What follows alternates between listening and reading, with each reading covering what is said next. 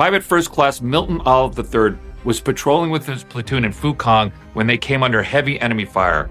An enemy grenade landed right in the middle of his group, and without hesitating, Olive grabbed it and smothered the blast with his own body, saving 4 of his fellow soldiers.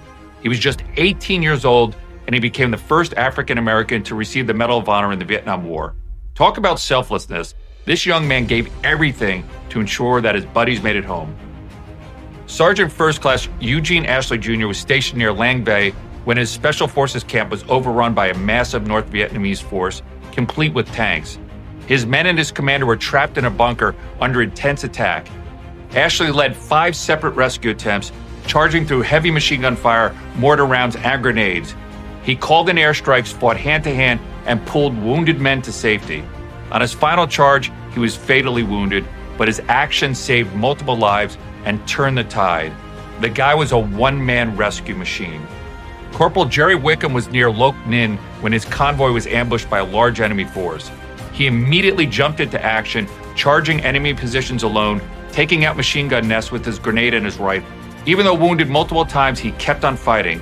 He took out several enemy soldiers. He refused medical aid and pressed on until he was mortally wounded while assaulting yet another position. His relentless attacks broke the ambush and saved his unit from being overrun.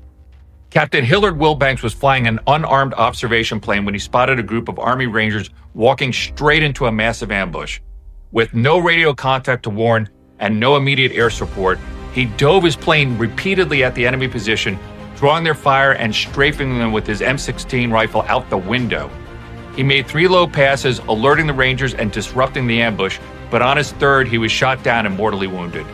His sacrifice gave the Rangers time to react and survive. Flying into danger like that with no weapons is unreal. Marine Lance Corporal Lester Weber was in Quang Nam Province when his squad was pinned down by intense enemy fire from a well-entrenched force. He single-handedly charged the enemy bunkers, taking out 4 soldiers in close combat and forcing 11 more to repeat with his aggressive assault. As he pressed the attack, a 5th enemy soldier emerged and fatally shot him, but Weber's actions had already broken the enemy hold, allowing his squad to advance and complete the mission. He turned the battle around all by himself. What a legend.